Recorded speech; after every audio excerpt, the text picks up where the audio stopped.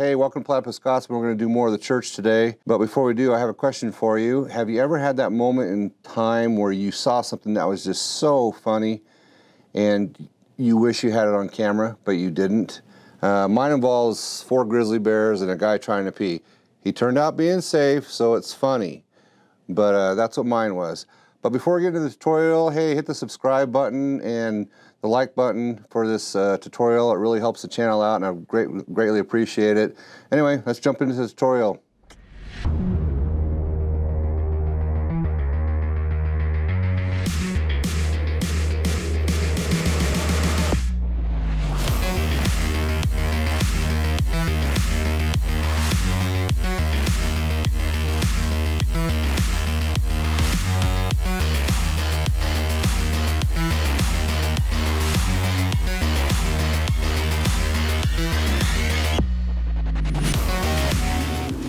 All right, we're going to jump right into this and base this bad boy. Kind of drew a line on there to kind of get the idea of where I want to put it. I'm going to use tacky glue so it dries, so the dry time isn't too bad.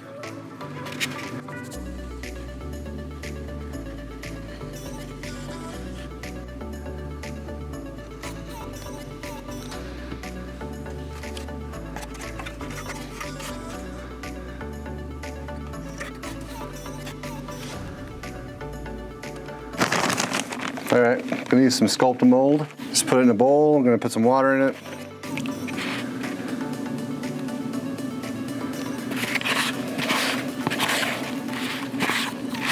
The idea behind the sculpt mold is just to put a little bit on just so the ground's not totally flat, and mostly kind of push some up against the house, but I really don't want to have a lot of it just because kind of the idea is this is an established church. They probably level the ground out a little bit before they put the church on the property. So that's the idea behind it. Just kind of give some different raised edges, and what I'll do is as it starts to dry, I'll come back with my finger that's a little bit wet and start to apply some of the, or start to smooth it out a little bit. And this is just a putty knife, kind of almost like a palette knife too. And I'm just going to move and spread some up against the building.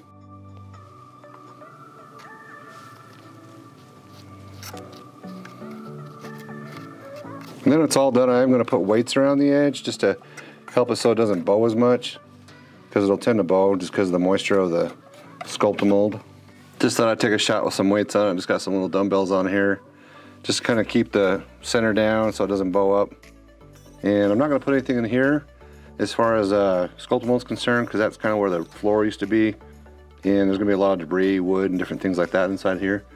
So I'm not going to do that there. I just want to keep the outside so it doesn't bow. I mean, it's going to bow a little bit. I just want to try to avoid it because it's such a big base that I want to keep it as flat as possible, and then I'm going to let this dry. And then this is burnt umbar, and I'm just going to, what I'm going to do is just mix some water in here with it, just kind of dilute it a little bit. I don't care if it's really strong, but I want it to go a little farther than normal if I was to not dilute it. And one thing to do is when you're wetting,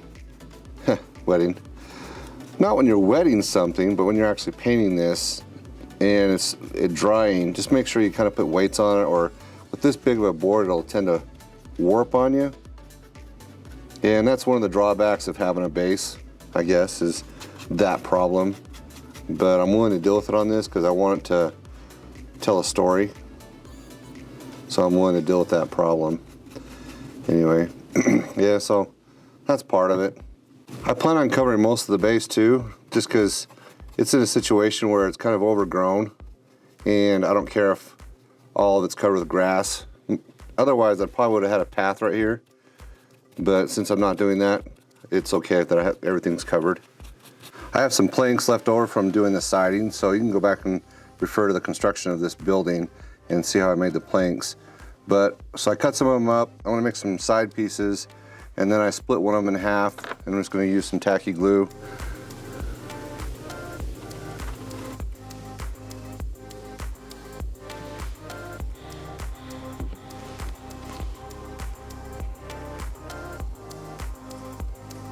I don't care if they're kind of mismatched or a little bit haphazard, kind of showing the rush of this assembly piece that's going to go on over these windows to pin whatever's inside here. I'll leave that up to your imagination. And then once that's dry, what we'll do is just make a support piece right here and put that up there and kind of get it in place where we want it to be. But before we actually apply it or put it there, I want to paint it up too. These are a bunch of headstones I acquired a long time ago. I couldn't tell you where I got them from. I just know I got them online. I may have got them on Amazon, but I'm not 100% sure. And I've just kind of been waiting for a good use for them, and now I have a good use for them. So what I'm doing is kind of making a blockade or a barrier for right here. Just like the townsfolk just got desperate, started throwing a bunch of stuff on here to try to cover the entrance up. And I find that super glue works pretty well to adhere to between plastic and can't finish my sentences, and the wood. I don't want to glue it on here yet because I need to go spray it. So that's why I'm not doing that, but I'm just going to kind of arrange these on here and kind of glue them as I go.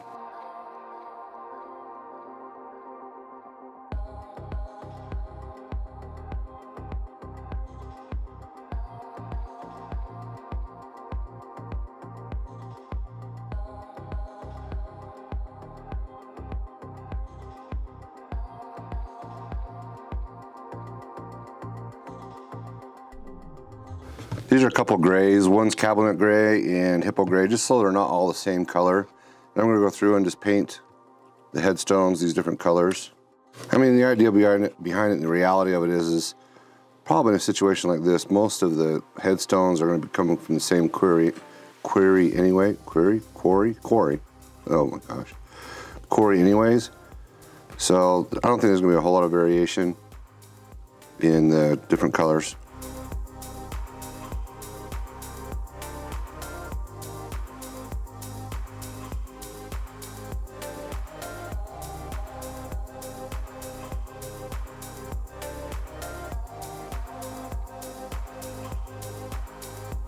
This is burnt umber, and I'm just going to do kind of what I did to the roof. Just going to paint this brown and go over with some gray washes. Not gray washes. Oh, gray dry brushes. But I'm going to do everything known oil first, and then I'll do the washes. But yeah, I'm just going to paint this burnt umber. I've already painted the other pieces of wood. These right here, the side pieces.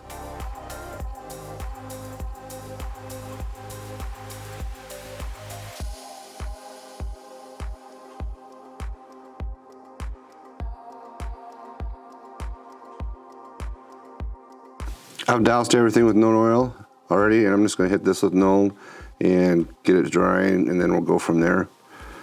Just kind of give it a dirty look, aged look.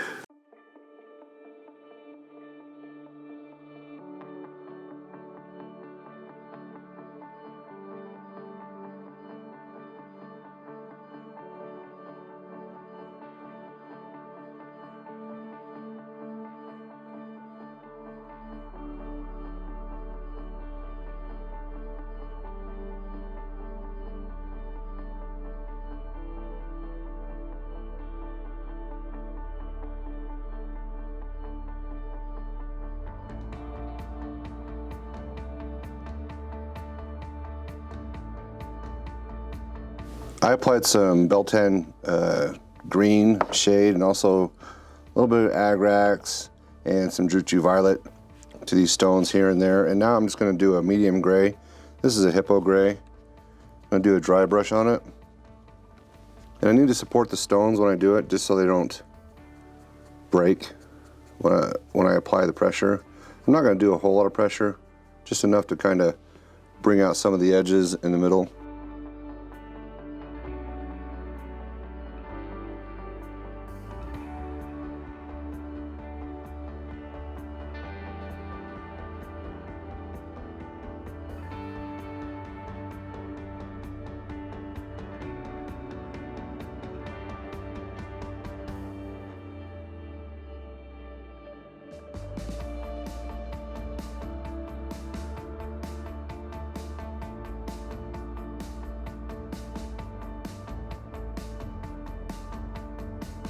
This is just a lighter gray. This is cabinet gray. I don't want a lot on my brush because I just want to be able to hit the highlights just to bring out the edges a little bit more.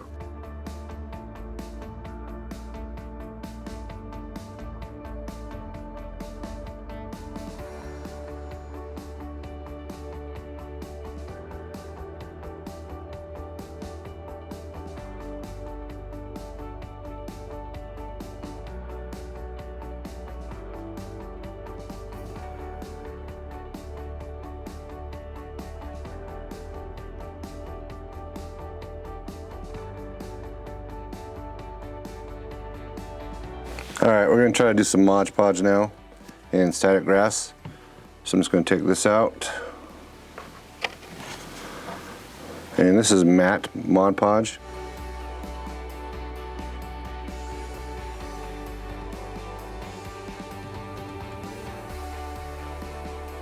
Well, it looks like my camera died, so I will show you how to use the Static King on this. And I'm still learning. There's other people who do this much better than I do. That's PVA glue. I've determined I like PVA glue a little bit better to use than Mod Podge, but I'm sure in other projects I might use Mod Podge instead. I've used a variety of 7mm grass and 12mm and 12mm, man alive, and 12mm grass. This I'm just going to use some 4mm just to see what it's like. Turn this bad boy on. Have my clip down.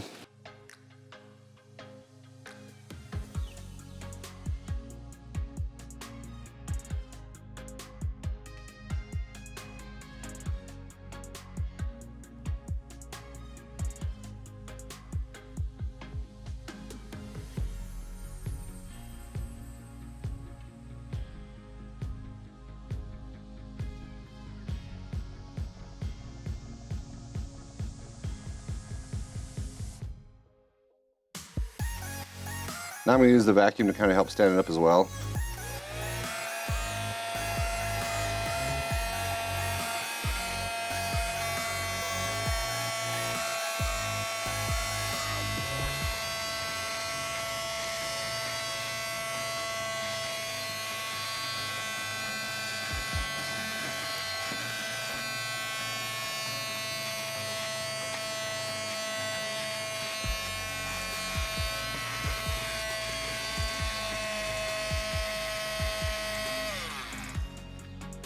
I had to do a little experimenting to see if this is what I want to do. So this is burnt umbar, and I just made very little paint, a lot of water. I want it highly diluted.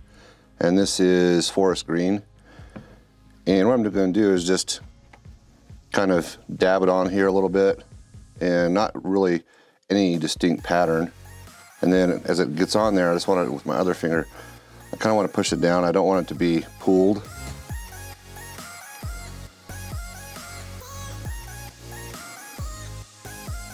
What I'm trying to do is just kind of change the color of, so it's just not one solid color of the same type of static grass. I could have mixed static grasses, I guess, to do the same thing, but I've done this before. I've just never done it on such a large base. If it was a board or something like that, I really wouldn't care. Then I'm going to do the same with green. I don't really care if my washes mix together either.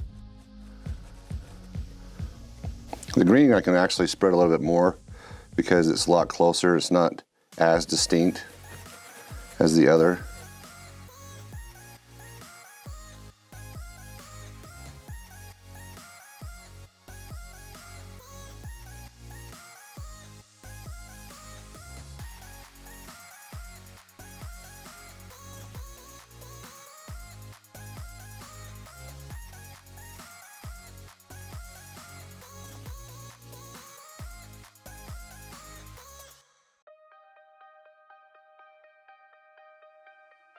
So last fall I collected a bunch of dead leaves and I just blended them up in this right here. You can check out the Creepy Cottage video, that has the full process, but here's some little cups that I have just of various sizes that I've sifted. And what I'm going to do now is I'm just going to sprinkle these on the grass, and just to kind of give it a variation as far as like dead leaves and different things that have blown through.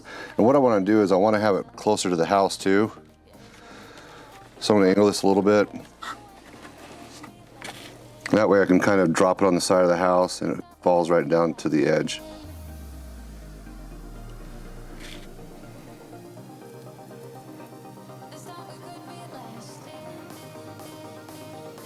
This is isopropyl, it's 99%. And now what I'm going to do is I'm going to dampen everything with it. I really do need to get a better sprayer.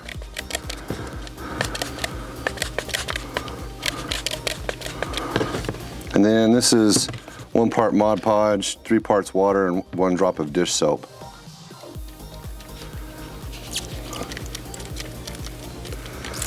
Like I said, I need to get a better sprayer. This thing sucks. But for this, it does the job. Now that I have the spraying out of the way, I'm going to glue these on.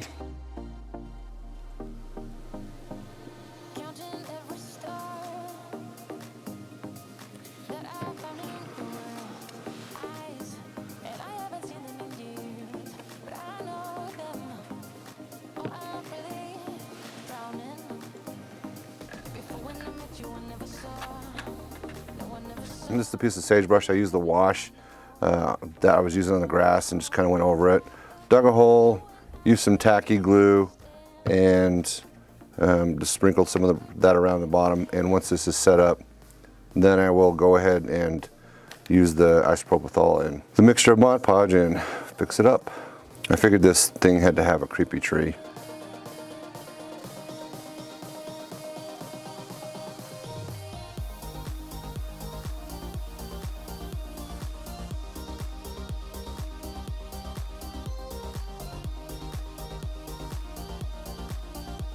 Well, during the tutorial, you probably noticed that it's not complete. There are more things I want to add on the outside, like Scooter suggested like a bucket of nails. I want to add more debris and things like that. That it was kind of hectic as they're doing it. And plus, the inside's not done. That's why I'm not showing it to you.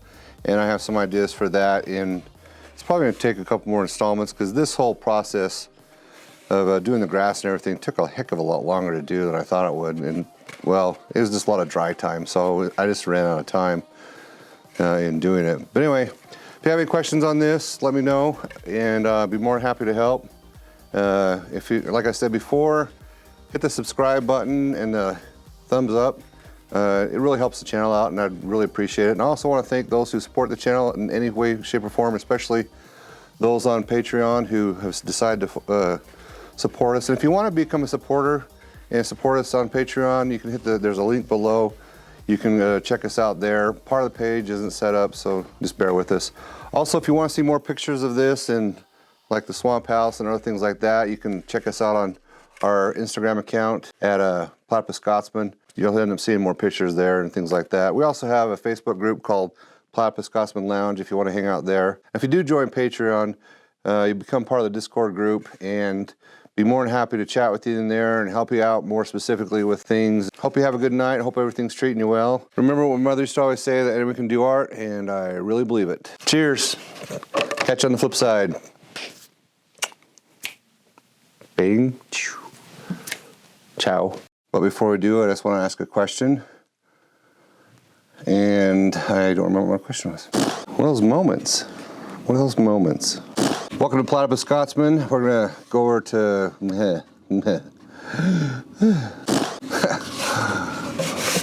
that down. Welcome to Platypus Scotsman. We're gonna go.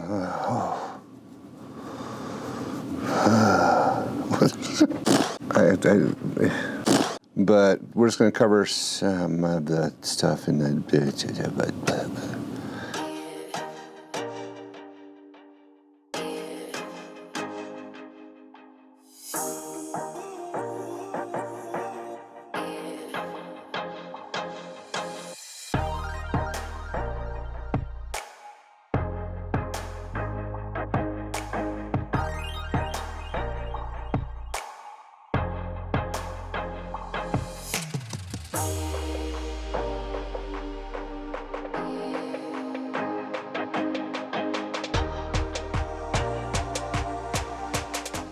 Oh, and P.S.